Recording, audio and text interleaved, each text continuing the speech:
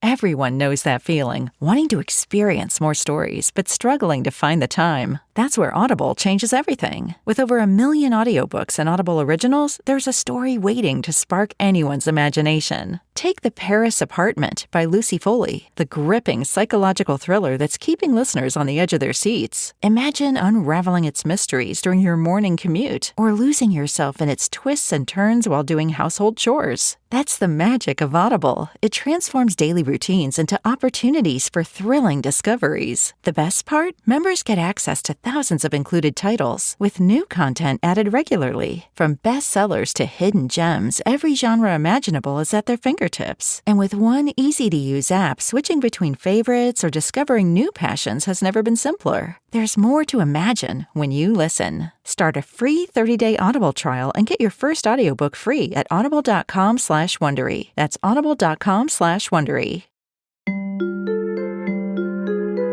Hello, welcome. Let's chat. It's hard. You want to talk?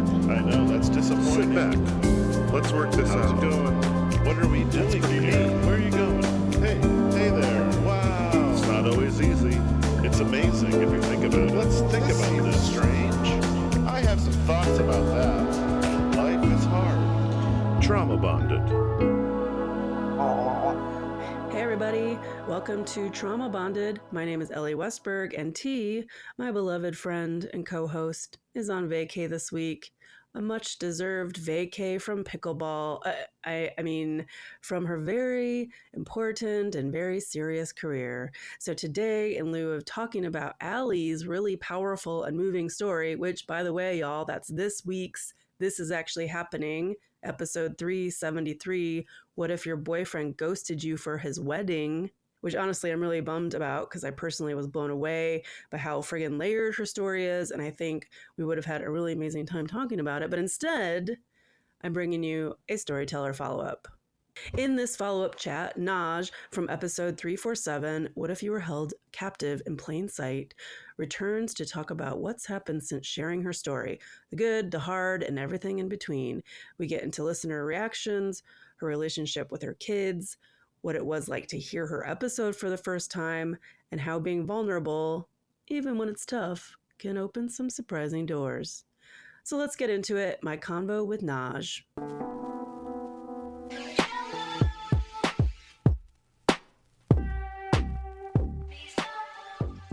Okay, great. Well, thanks again for joining me. We're recording now. Wonderful. You mentioned before we started that you wanted to talk about your name, Naazh. Do you want to talk about that a little bit before we get into some bigger questions? Yeah, no, for sure. I think, part of that, well, it's not part of that, it's all of that. I talk about it a little bit on my website. But when I tell my story, when you think about last name and that's like the legacy that you leave behind and things like that, my story isn't from the viewpoint of my dad's last name or my ex-husband's last name. It's mine. And so when I was a baby, I received an Ojibwe name, and that's kind of the name that like just of our essence. And so also because I want to protect people that might be might get offended by some of the things that I said, which unfortunately it happened anyway. And so I just wanted to keep it like this is like so completely mine, and detach myself from any particular family story. Right? Does that make sense? Yeah, that makes a lot of sense, actually. Yeah. So my Indian name is Naazh, and I got that name when I was just a baby, and it means funny girl or girl who makes people laugh. Ha ha. So, oh, I love that. Right? I know. So feed me a bunch of trauma life, and I will just laugh my way through it. Well, you're hanging in there. Mm-hmm, mm-hmm. Anyway, sorry. Let's well, thank you for just extending yourself and your time and your energy just to do a little follow-up with me. Let's talk about, your episode came out in January on This Is Actually Happening. Yes. What's your life update since then? Like, tell us what's going on in your life since you recorded, actually. Not since it was released, but since it was recorded, which was a bit longer than January. Well, since recording, recording was super, super, super cathartic because I hadn't really told like if I looked at my life from start to now, right? I hadn't done that. And so I realized, a lot of different things, like there's a lot of holes and gaps. And also like a lot of things that came up as I was going through that. And so it certainly gave my therapist, a few more years of working with me. But really it gave me some new direction for therapy, right? Because I had worked through a lot of the shame and stuff that came with what happened in Hawaii and subsequently for myself. But I hadn't really touched on the stuff about my kids. And that, I know one of the things that we had previously talked about touching on was listener comments, and that actually was prompted by listener comments. So that's one of the big things that's happened for sure. Right on. Yeah. Sometimes listeners can be ruthless, especially when it comes to kids in general. Yeah, absolutely. Do you want to talk about that? Yeah, no, I think one of the things is that, when Whit and I recorded, I mean, and when you and I met after that, I mean, I think there's like 4 hours of recording. And then that is taken from, 50 years of life and 10 years, right? And 10 years since the actual event itself happened. So a lot had already happened now. And so I think there may have been some confusion about the fact that like maybe this thing just happened. No, my brain broke open and couldn't hold in the trauma anymore. That happened, just within the last couple of years. But, obviously my kids and I had worked through a lot of things, but we hadn't gotten deep. And I think that was a big part that was missing. So I think that was one of the things that I think I wanted to definitely clarify, because that looks different, if you're looking at it from, wow, this is the whole story, like that's it. Totally, absolutely. And yeah, I think listeners do forget that so much goes into making one episode, and we break you open a considerable amount a few times, and then we distill it down into an hour basically. And sometimes things that maybe listeners really want answers to are left on the editing floor, and that's on us. That's not on you. Or sometimes we might leave out an important item like the year something happened, right, or something. So a listener hears it for the first time and they're taking it from a totally different framing or perspective than it was meant to be. And we're not, we and on our side, it kind of touches a lot of hands, and the last people that do touch it, the last person that touches it is Whit. But, sometimes those little bitty things that seem like little things to leave out in an edit can really make a big difference for how someone takes in an episode or hears the story. Oh, for sure. And I think everybody is affected by their own experience and their own lens and their own paradigm and how they look at life, right? So that's a piece of it. And perspective, and how could you possibly make it be absolutely succinct in that amount of time? You couldn't. There's no way you could fit that all in there, right? So that's why I'm writing a book. Which is amazing, and I want to ask you about that.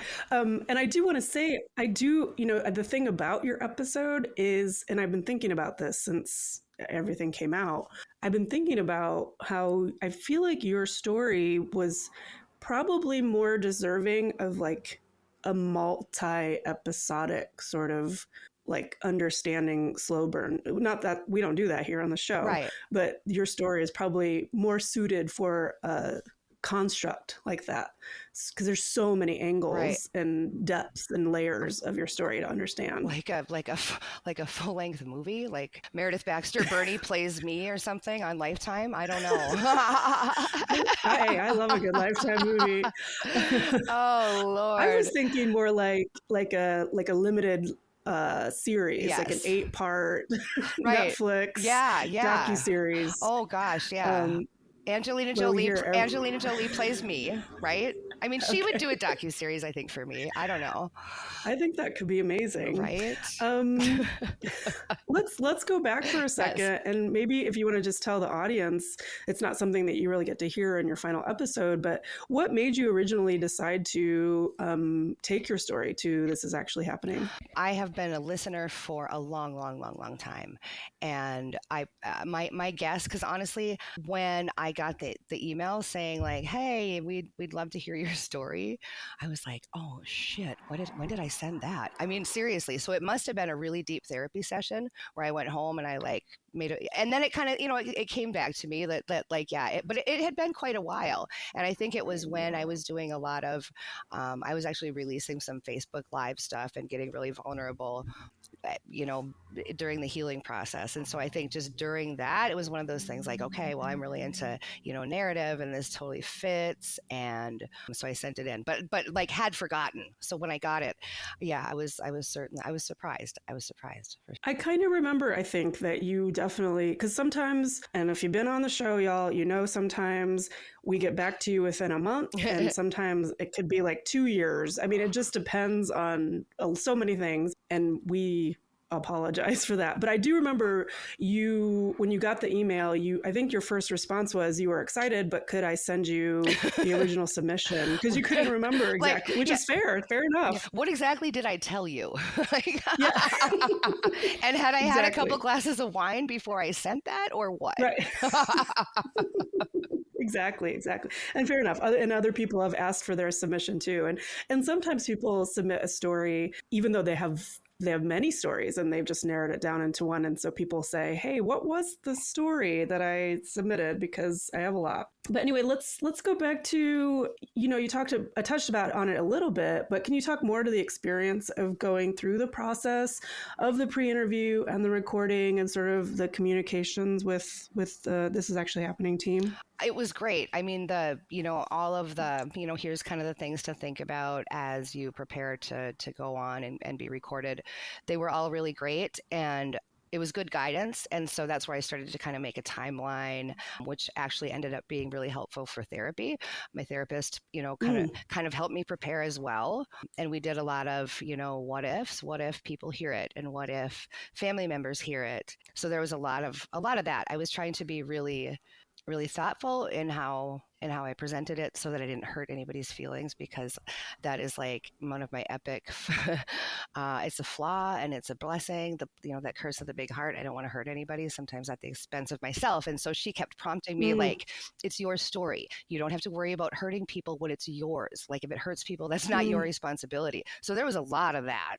So, really getting myself ready to be vulnerable. I really looked at it as something, an opportunity for something really therapeutic, which it ended up being for sure. People don't realize the courage it takes to put yourself out there like that. Oh, and Whit's so good. Whit is so good at what he does. He is so good. Yeah. Yeah. It's a lot of courage to put yourself out there and then to trust that these people are just going to put out a story that makes sense for you. Oh God, right? I was terrified. I was effing terrified. I'm not going to lie. I would be too.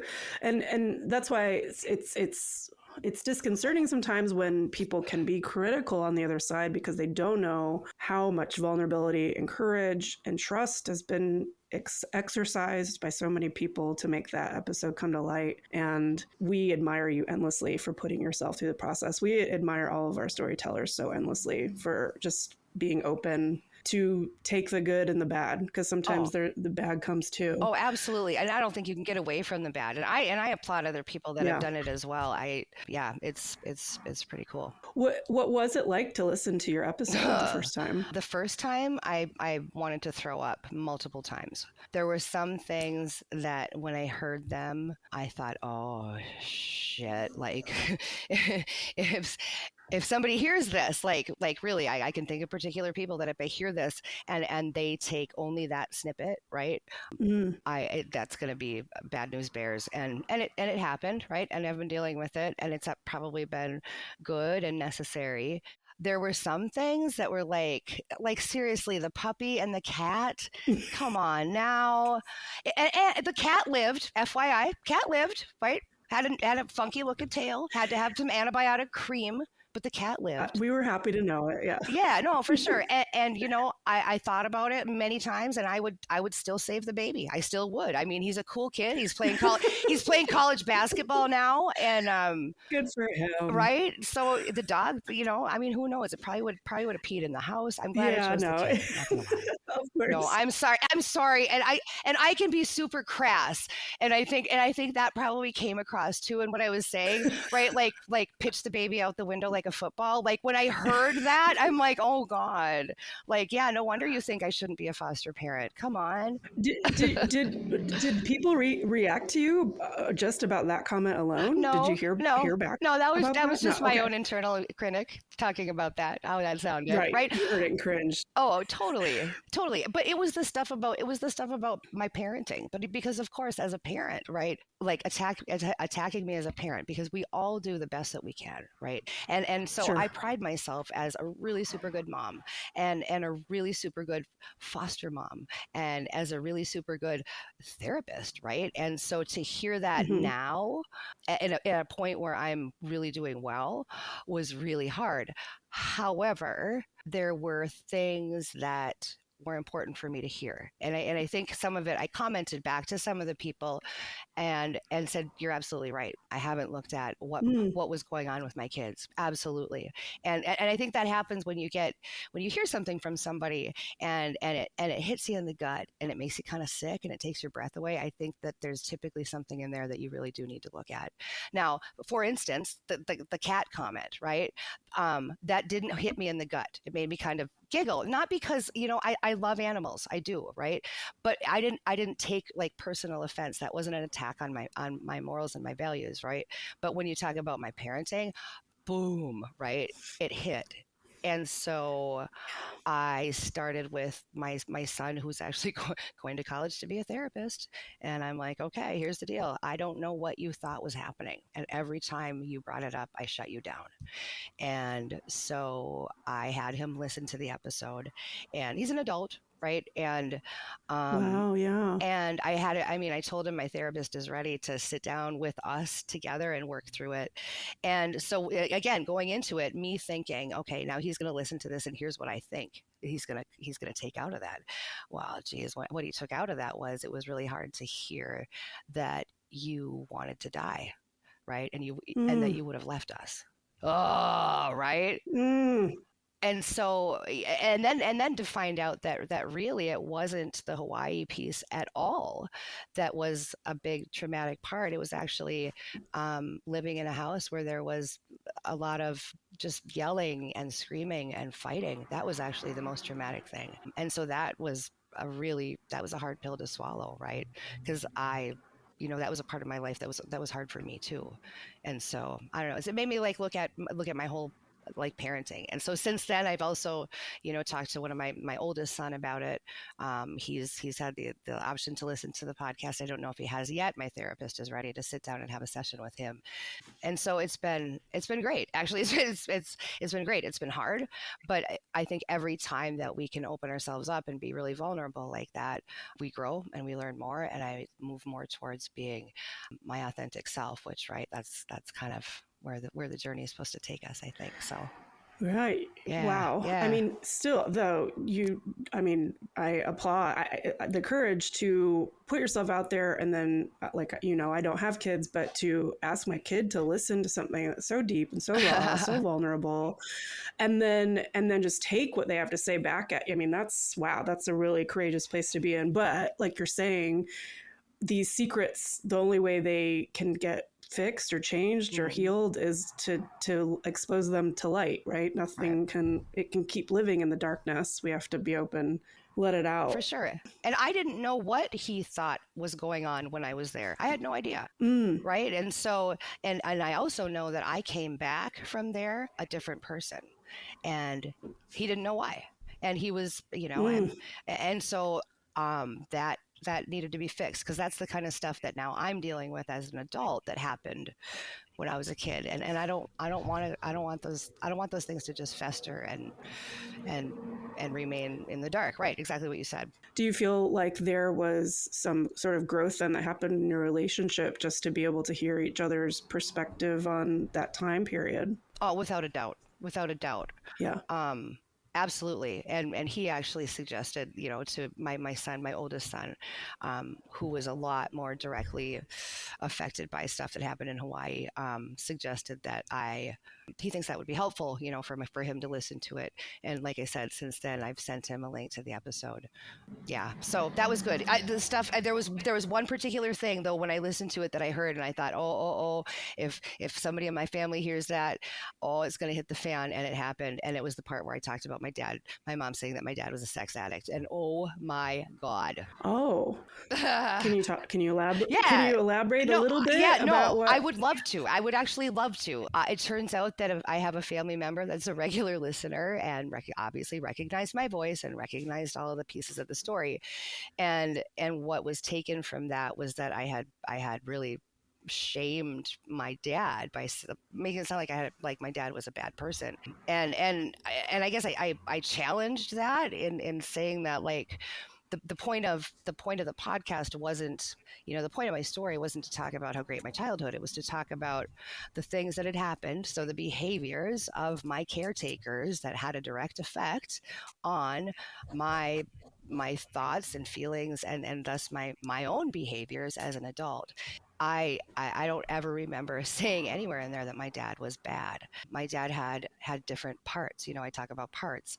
There was a part of my dad that was very gentle and kind. And I remember that part. And that was the part that, we would go out to, when we would go out to the logging camp, there would always be a bag of M&Ms and a bottle of Coca-Cola in the glove box. And it was the part, that was very gentle and would let me lay, and he would read me stories. But after he sobered up, that I didn't see that part again until I was in my early 30s. I saw a part that wasn't very nice, and that's just reality. And I'm not saying that he was bad. His love language was acts of service. He worked his ass off. I get it. He worked his butt off to provide for us. I didn't know at that time though that that's how he showed love. That's not how I received it. And so there was some major communication struggles between us. But at no point did I say that he was bad. And so I feel bad that there are people that feel like I was kind of bashing on him. We were good. We were good when he died. We were actually really, really good. And he wasn't a bad person. I think that's just kind of this, our parents do the best that they can with what they have, and they don't intend to hurt us, right? And I did the best I could with what I had, and I didn't intend to hurt my kids, but guess what? I did. I'm no different. Yeah. And any addiction we talk about alcohol addiction, like that's no big deal. Well, why is sex addiction so much worse? I mean, come on now. That's one of those, but then again, that's one of those shame things. Nobody wants to talk about that one. An addiction is an addiction, right? Come on now. I just, sex is such a big part of my story. It's interwoven through it. Well, it's interesting because, I mean, no, there's no black and white around good and bad when it comes to a human. There's so many layers and experiences of people. I loved my dad dearly. I could talk a couple hours about his flaws and never say the good parts, and then people could take with that, extrapolate what they want from that. But you're right. It's, your experience of it, and you own that. And unfortunately, because of editing, we're only going to put out a few sentences, and that's kind of going to be the wrap up of your dad. And that's just kind of the unfortunate thing that happens. Yeah. And that wasn't the point of it. And that is what it is. But this whole, I got a lot of you should have asked permission to talk about that. And I was like, I don't think that I need anybody's permission to tell my story. No. That's the problem. If I think about how what I'm going to say is going to affect somebody else, it's going to stop me from saying it. And that's where we hold back. I'm overly concerned about how what I'm going to say is going to affect somebody else. And so then I pull it back and I don't get to be my authentic self. And you should be allowed to be that, if nothing else. Yeah. I mean, that feels awful. It feels awful to not be able to be yourself. I mean, I think as women, I think we all struggle not only to identify who our authentic self is, but then to live that way. and hold our boundaries and not, be told that we're being a bitch when we're holding our boundaries. I mean, those boundaries, Ooh, you know what I'm saying? Do you know what I mean? Yes. Yeah. Yes. Did you receive a lot of direct contact from listeners? Maybe not just like posts or comments on social media, but did people email you? Oh my gosh, yes. And like that was so validating, because my whole thing was, if one person could take what I said and have it be something that made a positive change in their life, like, then it was worth it. All that vulnerability was worth it. Oh man, I see, it makes me tear up a little bit. I get emails almost every day. Still? Yeah, I mean, it's definitely slowed down. I'm hoping that people kind of follow my website, because I started doing the blog. I suck at running things like that by myself, like, because ADHD, like, that's all that needs to be said about trying to keep a blog up to date and all that stuff, right? Yeah. Yeah, because ADHD. Sure. But I'm doing the best I can, right? But I just think that there's a group of women. I think there's just a group of women that, and that's actually, now that I think about it, that's all I've heard from is women. Interesting. Huh. Anyway. Any idea as to why you think that is? I don't know. It's a pretty specific story. It's a pretty specific experience. And I think when you look at power differentials, it's really a testament to that power differential between a man and a woman. It might be a lot more difficult for a man to be groomed and put in that position by a woman, just because naturally, again, going back to authenticity, we're kind of taught to be meek and mild and submit, right? It's expected. Oh yeah, completely. Oh yeah. So yeah, but anyway, yeah, tons of positive feedback, and people just saying, it was enough to prompt them to go to their therapist and just let it come out. Oh wow. And I mean, really, really, really, really touching stuff. People that I communicate with. I actually just got somebody asked me to come and speak. They live about 3 hours away from me, to come and speak at a thing that they have going on at a school. And I'd love to, but I have a full day of therapy, and that's a lot of trouble. But it's an honor to be asked. Oh my gosh. Sure. I would love to. If I was like free financially to go and do it, like I would snap my fingers and I would go, because that's really where my passion is at, is that. So we talked about a bit about comments on social media, etc. Were there any, and I know that you answered a little bit, but are there any very specific comments or accusations or questions that you really want to respond to? This is the moment to do it. Please say whatever you like and use as many words or vitriol as you like. But this is a safe space if you want to talk about that. There was a lot of things, and I guess this is another thing where, although it stung, it's something that I needed to look at.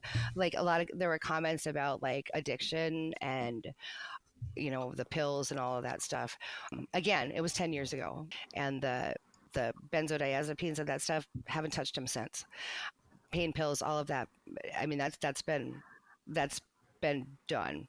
But what that did make me look at and really have to come to terms with is the way that, the part of me that uses chemicals to cope, how that part shows up sometimes, and I'm super susceptible to falling into that trap. I mean, even with drinking, I have to be careful. I have to make sure that I'm not doing that as a coping, right? So if I want to have a glass of wine with dinner, do I really just want to have a glass of wine with dinner, or is it a Band-Aid? And if it's a Band-Aid, then it's probably not a good idea. And I have to be very, very, very conscious of that, because I don't really look at it as a person, like when we talk about alcoholism, when we talk about drugs and alcoholism, that a person is an alcoholic. Okay, so a person has a part of them that drinks to cope, but I think it's horrid to think about somebody as just one thing. They're so much more than that. And so if I can learn how to have my true self kind of take the lead, and that part of me that drinks to cope, it doesn't even need to participate. And so I don't have to worry about it, if that makes sense. Yeah, that's beautiful. Yeah.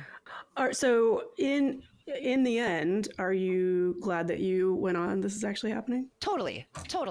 Yeah, because I know along with what you just asked about questions that I wanted to address. I mean, one was parenting and Yeah. my relationships with my kids, my ability to be a foster parent. And again, all of that, the stuff happened a long time, now 12 years ago. And a lot of work has happened since then, but I do appreciate, that part being kind of cracked open and it turning into an opportunity for me and my kids to really experience some healing on a lot deeper level than is fun sometimes. But I think that in the end, 100% worth it. And what do you think you would be open to telling your story again in this sort of medium, like the podcast world? Oh gosh, I would love to. It's on my bucket list to have my own podcast. So right on. Right? I've already got a list of episodes. It's amazing. So I'm telling you, when I was little, and I actually have cassette tapes that have this on. When I was little, I set up like a recording, it was a radio station in my basement, and I would record myself on the little old cassette players, that had the little wired microphone and just the 5 buttons and the handle on them. Yeah. And I would do radio stations by myself. I started podcasting in my basement in 1979. So I don't know if that's not a setup to be a podcaster. I don't know what is. Oh Lord. It was in the stars all along. I would, yeah. It's still, you're not dead yet. So true. Go forth. No. I think I'm more alive than I've ever been, which is pretty cool. That's amazing. Yeah. And I have to ask you listened to the episode that T and I did on Trauma Bonded. Yes. I just listened to it again last night. Oh my gosh. Now I feel like I'm in the hot seat. But I know I re-listened to that episode as well. And I feel like we didn't say anything too egregious. I'd love to hear. Okay, first of all, when I woke up on the couch that morning, I was fully clothed. That's why, the whole memory of the sexual assault initially, I didn't have it. Yeah. That's why it was kind of. I woke up fully clothed and on the couch, and he was in his bedroom, and so that's why I was like, what? I didn't have any reason to even think that anything would have happened. And so I don't know if originally the intent was that was it, and then it would have been done, and I never would have known. You know what I mean? Mm-hmm. So I don't really know. I think that was really one of the big things. No, I liked the humor. I love putting humor to yuck. I think I operate that way, but hearing humor to your own yuck, what is that like? It's cathartic isn't the word I'd use in this case. It's just not the one. I don't know. No, it was good. I think you guys did a good job. I do. It's a weird weird line to walk. It is. And we don't pull it off. It's a fine line. So. Oh my God. Oh, here's the part that I loved though. When you did the remake of I'm never gonna have sex again. Oh my. Oh. Okay. So I'm in the car I'm in the car and I'm listening to that and T right on. That is exactly how that was my exact reaction. And honest to God, it was like. Right, because at this point, this is like hearing it from your dad, right? This is that was great. Deeply inappropriate. Why are you saying this to me? That was right on the money. So. Well, Perhaps my reaction was what made him think I'm going to have to do it the roofie way this time. I just, she's not going to be a willing participant. Sorry, see? I just gauged let's laugh. Enthusiasm. See how I can make jokes too. It's so bad. No, but you're right though. It is a completely different thing to make jokes about your own yuck than to hear someone else make jokes about. And right. Like I said, we do try to walk the line, and I kind of knew too, having talked to you already, that you do have kind of a dark sense of humor, and I was hoping that you would take that and those kind of moments in levity and the way that we meant it. No, absolutely, absolutely. And even my ex-husband, we are great co-parents. We get along because I think we both know it's important for our kids. And at this, our kids now, like they say that they have more happy memories of us post-divorce than they do before. And so, him too, like we all have things that happen to us that turn into, the way that we treat other people. And so, I have a lot of compassion. I have a lot of compassion for things that people have gone through that cause them to really just kind of beat up on themselves, and it comes out kind of sideways.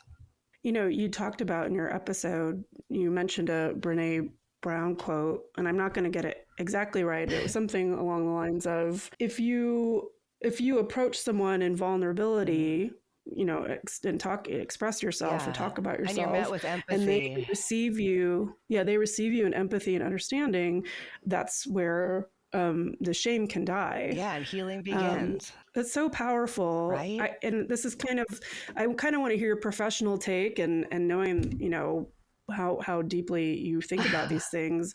I kind of want to ask your opinion. Have you heard about this idea going around in sort of conservative circles called the sin of empathy that people are trying to peddle? I have not. Have you heard about this? I have not. Enlighten me. I've seen it like ooze out in different places. I haven't read deeply about it, but a couple people have I'm on Reddit a lot, and a couple people have pointed out that there are points of view coming across on X, Twitter, whatever, where people are trying to start this whole sin of empathy. And I guess a book just came out about it called The Sin of Empathy.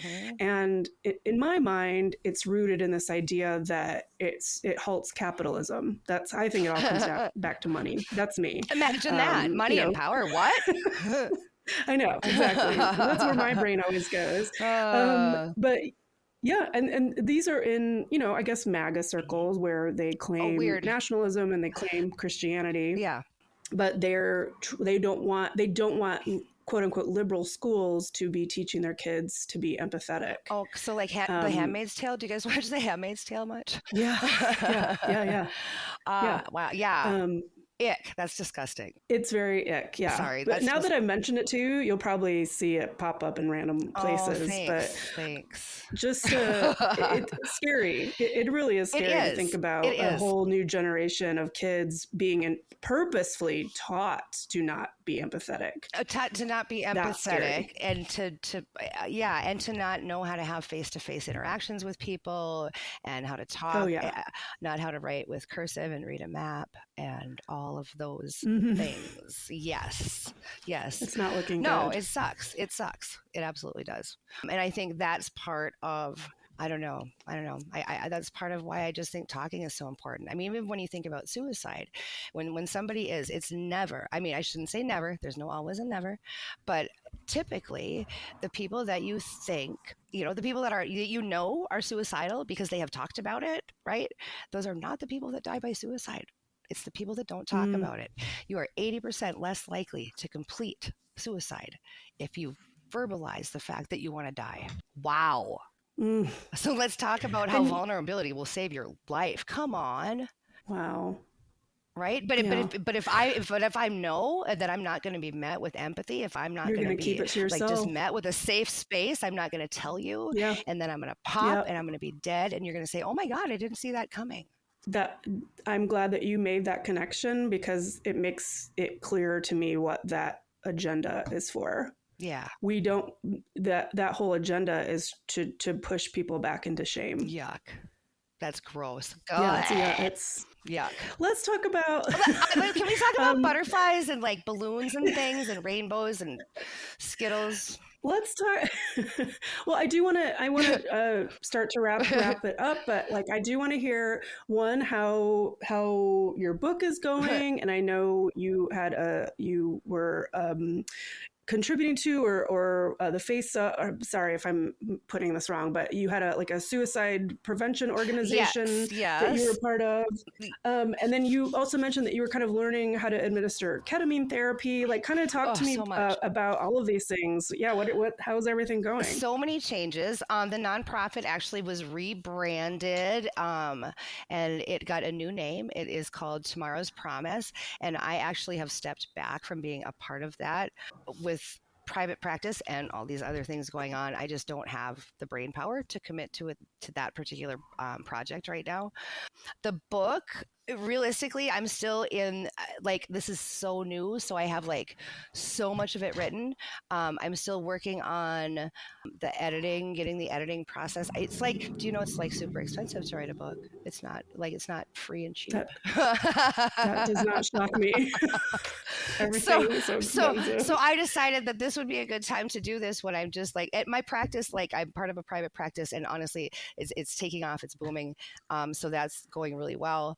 So I'm just really, it's kind of like gathering everything together and still kind of saving up for the editing. Because like I said, like there's just the financial piece is a little bit tricky, but we'll get there. Yeah. We'll get there. So. But getting it all out of you, that's cheap. That's free, right? Right. Yeah. Just sitting down and doing the work. Right. No, for sure. But it's been nice to have the blog to be like popping some of that stuff on there. Like I was hoping it would be a little bit quicker process, but you know, life happens and like cars blow up and yeah.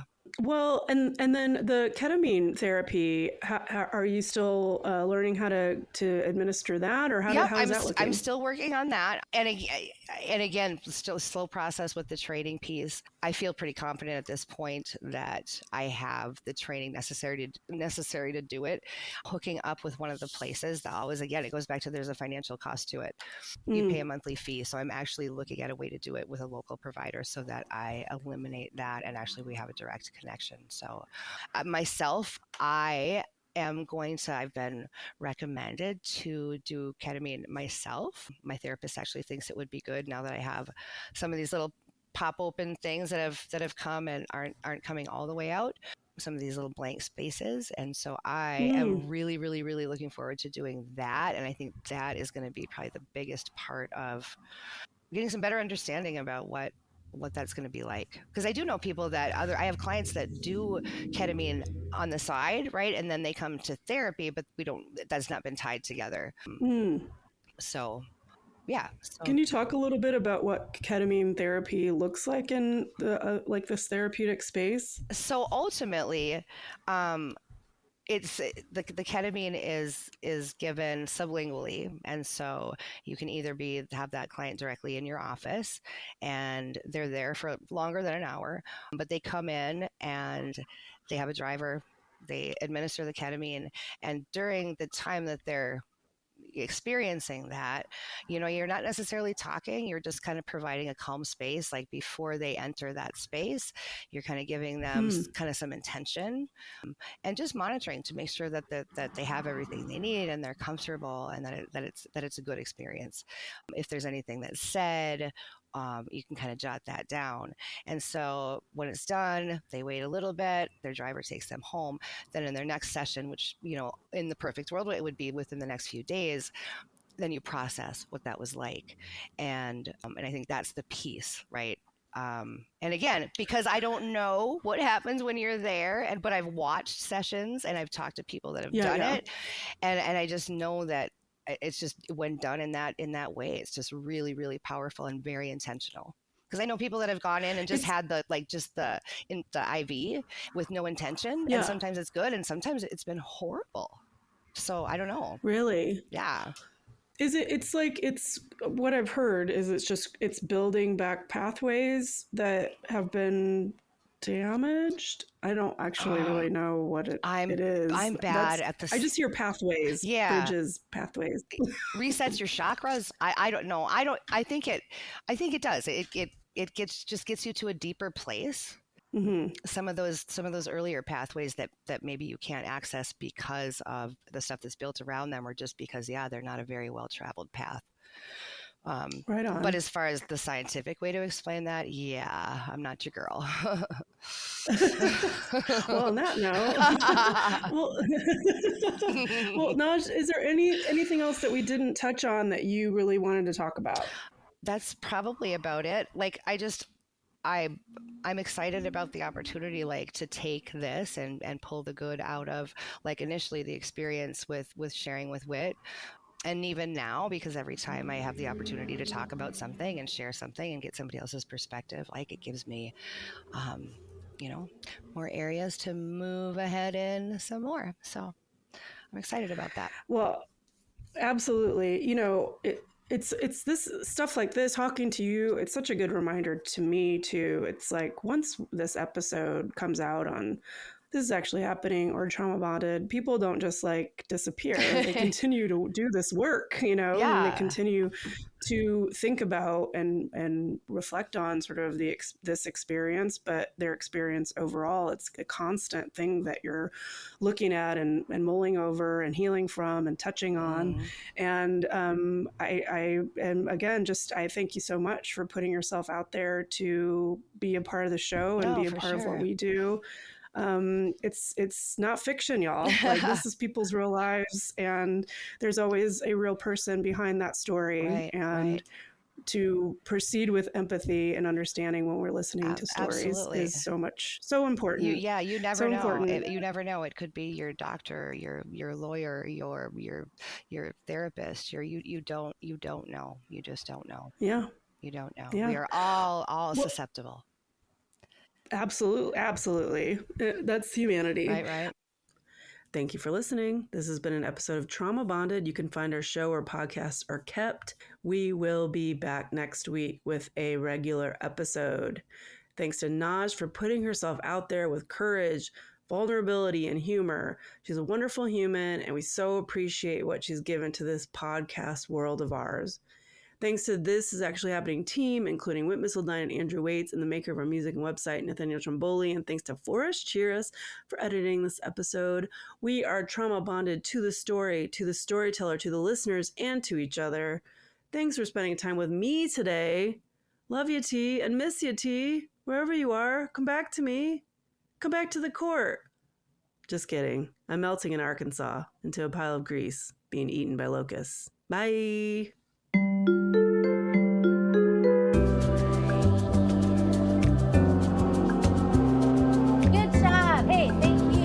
Thank you. Okay. Have a good day. Thank you.